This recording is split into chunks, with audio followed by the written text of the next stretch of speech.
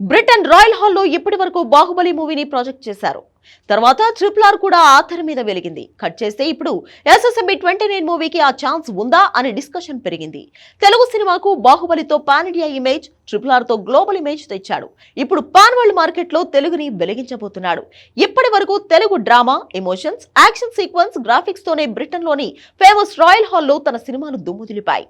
అక్కడ ఒక సినిమాను ఆడించారంటేనే అదో గౌరవం. అలాంటిది ఇప్పుడు మూడోసారి ఆ గౌరవం దక్కడం కాదు, ఆ హాల్ కి గౌరవం దక్కేలా రాజమౌళి సినిమా రేంజ్ మారబోతుందా? అంతగా SSMB 29 లో ఏముంది? ఆల్రెడీ ఐమాక్స్ కెమెరా నుంచి డైనోసార్ పాత్రలు, సాహసాల వరకు చాలా లీకులు వచ్చాయి. అది కాకుండా ఇంకేముంది? రాయల్ హాల్లో సినిమా ప్లే అయితే అలా ఎలా ఈ మూవీకి రేంజ్ మారినట్లవుతుంది? దాని వెనుకున్న యూరోపియన్ మార్కెటింగ్ స్ట్రాటజీ ఏంటో మీరే చూసేయండి.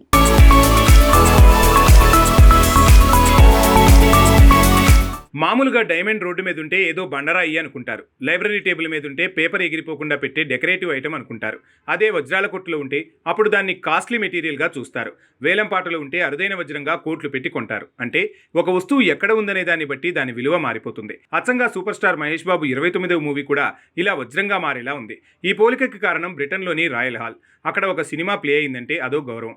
అంతవరకే పరిమితం కాదు. ఇప్పుడు కొన్ని బ్రాండెడ్ వస్తువులు తమ దగ్గరుంటే వాళ్ళు రిచ్ అని ఎలాగైతే చాలామంది భ్రమపడతారో, అచ్చంగా కొన్ని లొకేషన్స్లో సినిమా ఆడితే అవి గొప్ప కళాఖండాలైపోతాయి. అలాంటి లొకేషన్ బ్రిటన్ రాయల్ హాల్.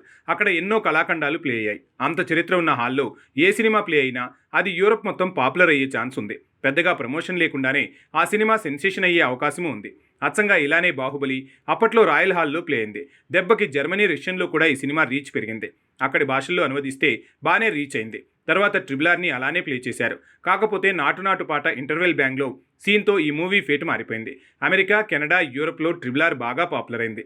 ఇప్పుడు super star Mahesh Babu 29వ movie కూడా రాయల్ హాల్లో ప్లే అవుతుందా అంటే ఆ ఏర్పాట్లు జరుగుతున్నాయి. బాహుబలి, RRR హిట్ అయ్యాక రాయల్ హాల్లో ప్లే అయ్యాయి. కానీ SSMB 29 మూవీ రిలీజ్కి ముందే అక్కడ ప్లే చేసే ప్రయోగం చేస్తున్నాడు రాజమౌళి. అందుకు వాళ్ళ నుంచి అప్రూవల్ కూడా రావాలి. అది కేవలం సెన్సేషనల్ మూవీలకే ఛాన్స్ దొరుకుతుంది. మరి రిలీజ్కి ముందే SSMB 29 సెన్సేషన్ ఎలా అంటే అక్కడే కిట్టుకుంది. హాలీవుడ్లో కూడా ఇంతవరకు 55,000 థియేటర్స్ రిలీజ్ అయిన సినిమా లేదు. ప్రపంచవ్యాప్తంగా ఉన్న మొత్తం 1750 థియేటర్స్లో 3Dలో ఆడిన హాలీవుడ్ మూవీ లేదు. దీనికి తోడు రిలీజ్కి ముందే 5,000 కోట్ల ప్రీ రిలీజ్ బిజినెస్ చేసిన మూవీ లేదు. ఇవన్నీ SSMB 29 మూవీకి దక్కిన రికార్డులు. దీనికి తోడు ఇండియానా జోన్స్ లాంటి సాహసాలు, ఆఫ్రికాలో అద్భుతాలు, డైనోసార్ మీద స్వారీలు ఇలాంటి విచిత్రమైన అంశాలున్నాయి. కాబట్టి SSMB 29 ప్రపంచవ్యాప్తంగా ఏదో సెన్సేషన్ క్రియేట్ చేసేలా ఉంది.